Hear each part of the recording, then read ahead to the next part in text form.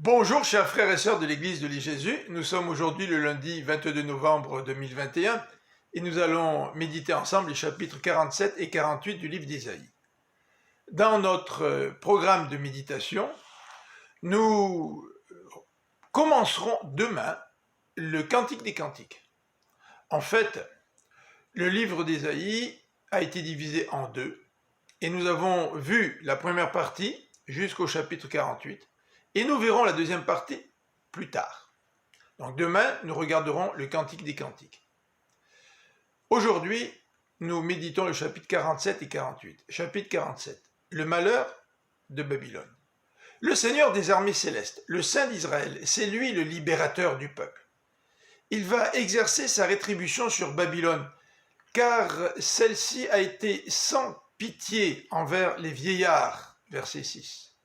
Elle croyait, Babylone, elle croyait régner pour toujours, verset 7. Elle pensait ne jamais devenir veuve et ne jamais être privée de ses enfants, verset 8.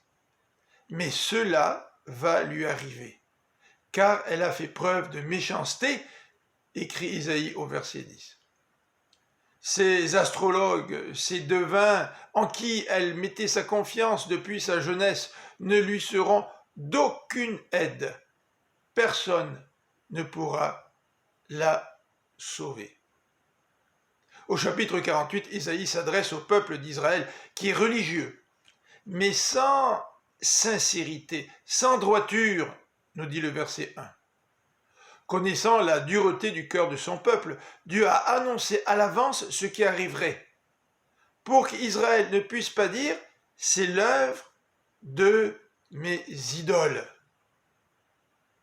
L'Éternel ne veut pas donner sa gloire à un autre, verset 11. Il est toujours le même, le premier et le dernier, le Dieu créateur, versets 12 et 13. C'est pourquoi l'Éternel appelle le peuple à l'écouter. L'Éternel veut susciter un homme qui va se lever contre Babylone. Voilà le message des choses nouvelles que Dieu va accomplir. Il va susciter un libérateur. L'Éternel veut instruire son peuple et veut l'instruire pour son bien. Il est l'auteur de choses nouvelles et ce qui va arriver ne sera certainement pas l'œuvre des idoles. Ce chapitre 48 se termine par les versets 20 à 22 et Ésaïe appelle le peuple à sortir de Babylone, car l'Éternel va le délivrer comme il l'a fait dans le passé. Encore une fois, Dieu se présente comme le libérateur. Ce ne sont pas les idoles qui peuvent nous libérer. C'est vraiment le Seigneur. Et il l'a fait en Jésus-Christ. Bonne fin de journée.